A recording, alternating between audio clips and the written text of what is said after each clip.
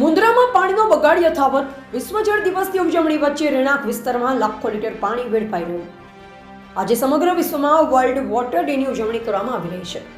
પાણી બચાવ અને જળ સંરક્ષણ અંગે જનજાગૃતિ લાવવા માટે દેશભરમાં વિવિધ કાર્યક્રમો અને અભિયાન યોજાઈ રહ્યા છે. પરંતુ કચ્છ જિલ્લાના મુન્દ્રા વિસ્તારમાં વાસ્તવિક સ્થિતિ ચિંતાજનક હોવાનું સામે આવ્યું છે. મુન્દ્રાના એક રહેણાંક વિસ્તારમાં છેલ્લા 3 મહિનાથી સતત પાણી વેડફાઈ રહ્યું હોવાની ફરિયાદો સામે આવી છે. સ્થાનિક લોકોના જણાવ્યા મુજબ લીકેજ અને બેદરકારીના કારણે દરરોજ હજારો લીટર પાણી બિનજરૂરી રીતે વહે છે. છતાં જવાબદાર તંત્ર દ્વારા કોઈ ઠોસ કાર્યવાહી કરવામાં આવી નથી.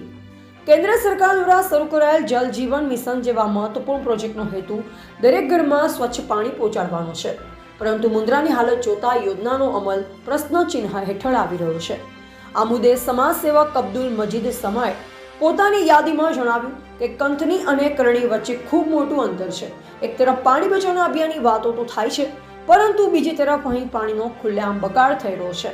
આ માત્ર સમસ્યા નહીં, પરંતુ જન અંતરાત્માની હત્યા સમાન છે. સ્થાનિક રહેવાસીઓએ તાત્કાલિક અસરથી લીકેજ દૂર કરી પાણીના બગાડને રોકવા અને જવાબદાર અધિકારીઓ સામે કાર્યવાહી કરવાની માંગ કરી છે.